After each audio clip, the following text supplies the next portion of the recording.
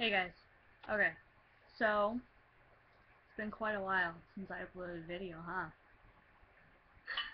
It's okay. Text message. Okay, so originally I was going to do a knowledge porn about some really cool facts that I found on this new app that I have. One about Titanic and then one about this girl who had a kid when she was like 13. But I've been watching YouTube like I love to do, and I just I don't know if this is going to be like a knowledge I mean, it is for some people, but also it's just kind of me ranting quite a bit. Uh, I'm having a massive problem with the concept of identity. So I used to be the director of an LGBTQ resource center at my college, and very successful, longest standing director that it had, longest consecutive director that it had, and basically I had to go around the entire college and educate people on what identity was, what LGBT history, culture, activism was, current life, literature, all this kind of stuff. So I became very, very obsessed with the idea and the concept of identity and all the different terminology. And something that I'm having a hard time with right now, even though me personally, I used to go strictly by the definition, because I felt that identity and accuracy in terminology was the most important thing ever. But as I get older, I'm noticing that a lot of people in the community are using labels against each other. One particular person who shall remain anonymous, because they literally are anonymous on Tumblr, are trying to say that I am a fake lesbian and a fake dyke and all these other lovely terms. And there are so many different terms in the community, right? And some people think that it's a good thing, and they're like, yeah, no, we're taking on all these terms ourselves to identify so that other people aren't identifying us, and that's what I used to think. And then there are other people who are like, oh my god, why do you guys need all these fucking labels? Like, can't you just be people? They're like, when you separate yourself so much, you're just asking for people to be confused and asking to be a forever teacher, which I also got all the time. But there's something that people need to understand, and I had to learn this just through my own personal journey. It's not all about terminology.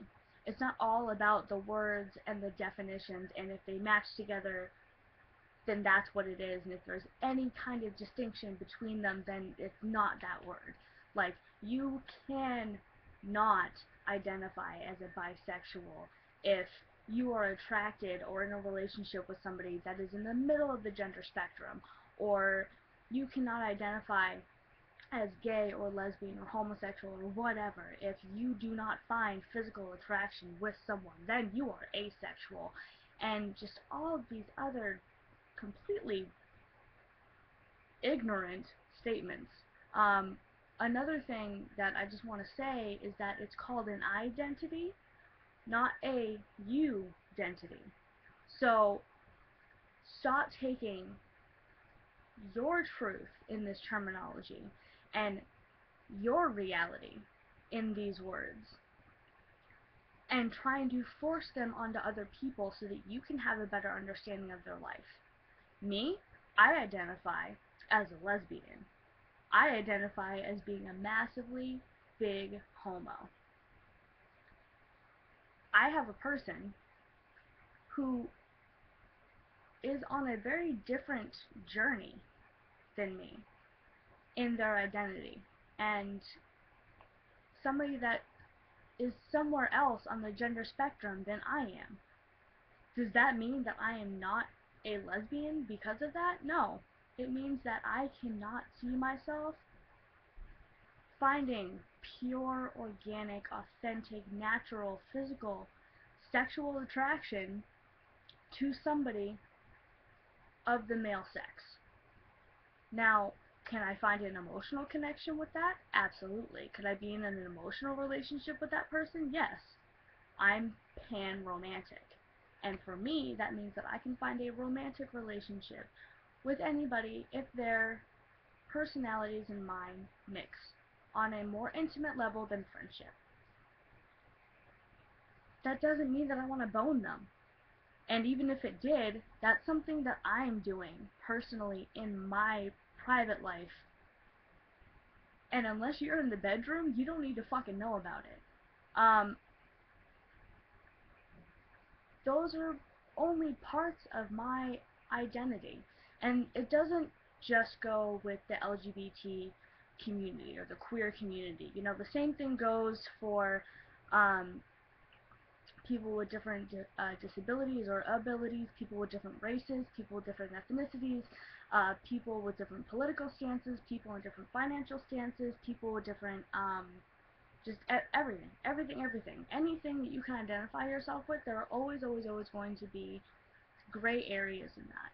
And even though we as a human race try so hard to understand the mass difference in all these different identities by putting little tiny sectors of them into little tiny boxes and being able to check them off saying, yes, this person is A, B, C, Q, and Z, but not all of these other ones. There are only 26 letters. We can only combine those so many ways to make up this language that we have right now, at least in the, English language. But in the English language, there are only 26 letters in the alphabet. We can only combine those so many times to make so many different words. There are so many different words in so many other languages that literally have no way of being translated. There are so many other cultures. There could be so many other life forms out there. Just, it boggles my mind that people think, if I don't understand your identity, then that means that it is not your identity, because you must not understand the terms right. So, take this however you will. I just really need to get it out. Like I said, I was planning on doing a different video. I was planning on using my awesome camera that I now have like a battery charger for, and I've been playing around with the angles and whatnot and trying to figure out the editing and everything. But I really needed to say all of that for the whoever is going to watch this, for me, anything. So those are my thoughts. Identity is fluid. Vocabulary is fluid. Um, Terminology is fluid. Like, just because it's written in black and white in a dictionary or on a website or in a forum doesn't mean that that is the only definition. And even if it was the only definition, that doesn't mean that it's not going to change so that it best fits how somebody views themselves. Because it's an identity and not a you-dentity. So, there's some knowledge porn for ya. See you next time when maybe I talk about a pregnant child in the Titanic. Think! That was Grace's face. Oops. No, that's Ashley Mordell.